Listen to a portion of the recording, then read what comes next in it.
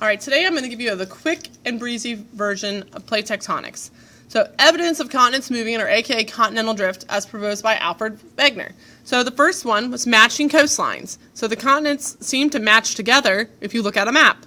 Number 2 would be coal in Antarctica, which signified that Antarctica was once a warm place. Now, we know that the bottom of the Earth has never been warm. So, that means it must have drifted to the bottom of the Earth and used to be somewhere where it was warmer, near the equator.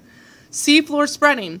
Seafloor spreading, where we have new crust being created at an ocean ridge and then being destroyed at a deep sea trench. So the seafloor spreading evidence is in the age of the rocks from the ocean ridge and to the actual trench.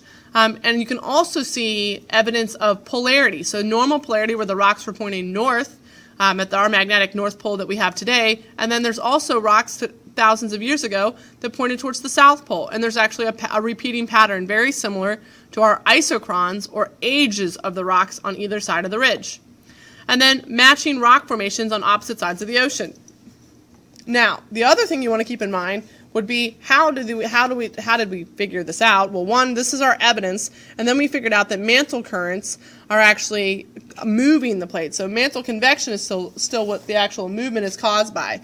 And then we get our different boundaries from that mantle convection. So where two plates move apart, you have a divergent boundary.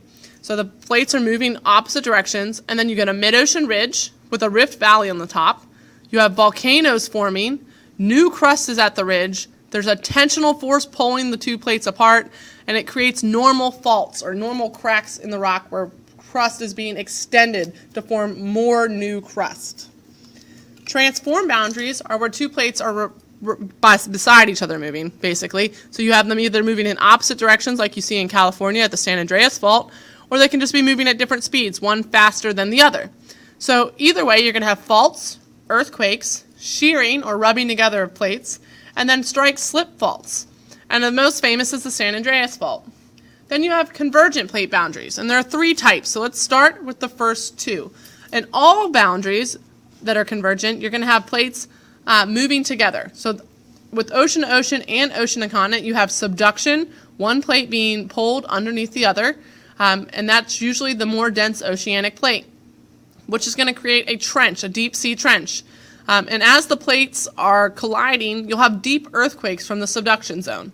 And then both will form volcanoes. The ocean-to-ocean boundary forms island arcs, like Japan, whereas the ocean-to-continent boundary would form volcanic mountains, like the Andes of South America. And then the last convergent boundary would be continent to continent. And that's your folded and faulted mountains. They're deep crust, and it causes what's called isostasy, which is as the crust builds upward to form the mountain, it's also going to bow downward to compensate for the weight. So the heavier the mountain is, the deeper it sinks down into the crust. So it's getting big both on the top, above the surface, and below the surface.